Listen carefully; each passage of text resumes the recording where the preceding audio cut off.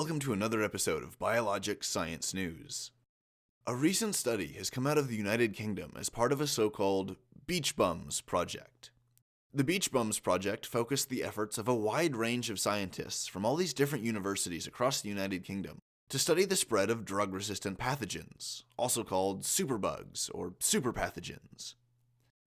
Dr. Anne Leonard was the lead researcher for the project, whose findings are being hailed as pioneering and vital to our understanding of how superpathogens spread through the environment. So, what did they do? Well, part of their research involves studying the feces of surfers, of people who go to the coasts with their surfboards and spend hours and hours in the ocean, relaxing and trying to catch waves. In the course of this activity, in spending so much time out in the water, swimming, paddling on the board, or wiping out and crashing into the waves, the surfer will tend to inadvertently consume a lot of seawater. I mean, if you've gone swimming in the ocean and you've been kind of unexpectedly hit by a big wave, you probably know how easy it is to get salt water in your mouth, how easy it is to accidentally swallow some. So if you're a surfer and you spend hours out there a day, you're going to end up swallowing a lot of seawater. Up to 10 times as much seawater as your typical swimming tourist. And this can lead to surfers picking up waterborne pathogens at a much higher rate than non-surfers.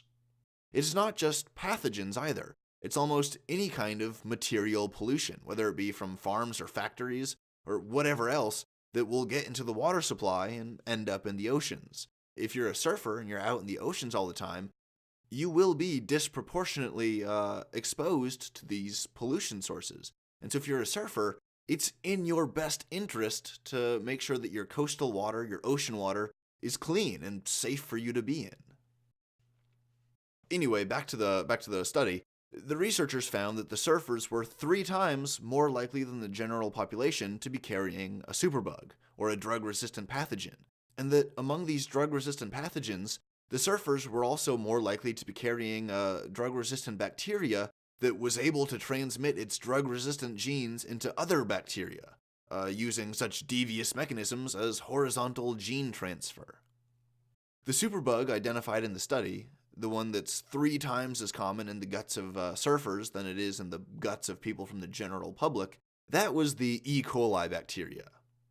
It turns out that these surfers are carrying a strain of E. coli that's resistant to cefotaxime, which is a widely used clinical antibiotic. Now, the researchers are turning their focus from the surfers to their friends and family and acquaintances, their social circles, as well as the people who would often overlap with the surfers in their day-to-day life, like people who might live or work near the coast, near the beaches.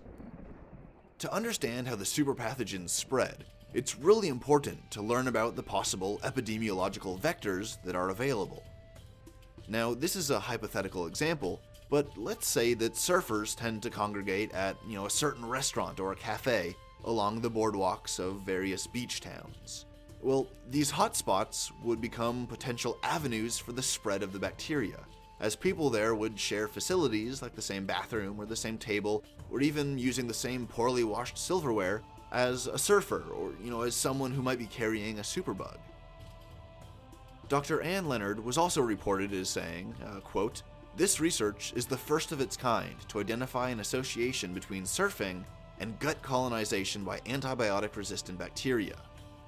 We urgently need to know more about how humans are exposed to these bacteria and how they colonize our guts."